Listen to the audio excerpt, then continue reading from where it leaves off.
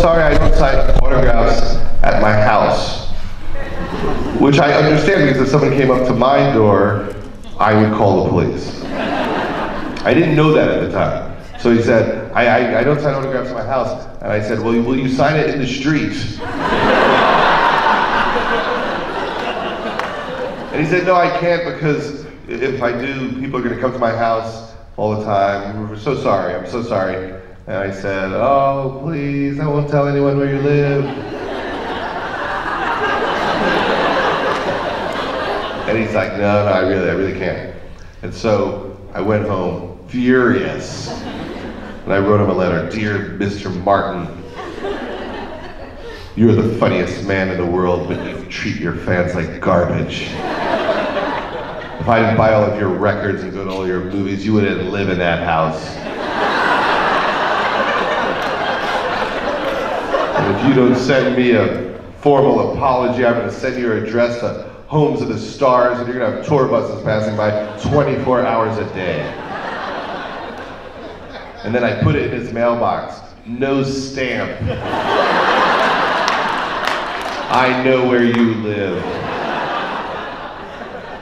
So then, I mean, it felt like it was 6 months later, but certainly 3 or 4 months later, I open up the mail, and there's a book of, he had a book of like funny essays and poems called Cruel Shoes. And I open it up, and it says, to Judd, I'm sorry. I didn't realize I was speaking to the Judd Apatow.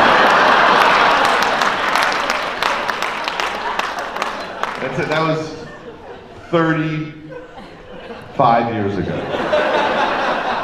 And then since then, what I took from it, one is that he's the greatest, funniest, nicest guy ever.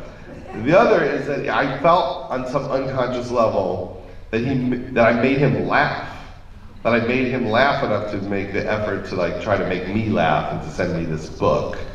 And I thought, that probably gave me some of the confidence to try to do a lot of the things I did when I was a kid, like interview comedians, because in a weird way, he like reached through. It's like it's like Poltergeist when the hand comes through the TV, where I thought, oh, maybe I could do this job. Well, Steve Martin's always had an interesting approach to all that. Of course, back in the day, people would come up to stars and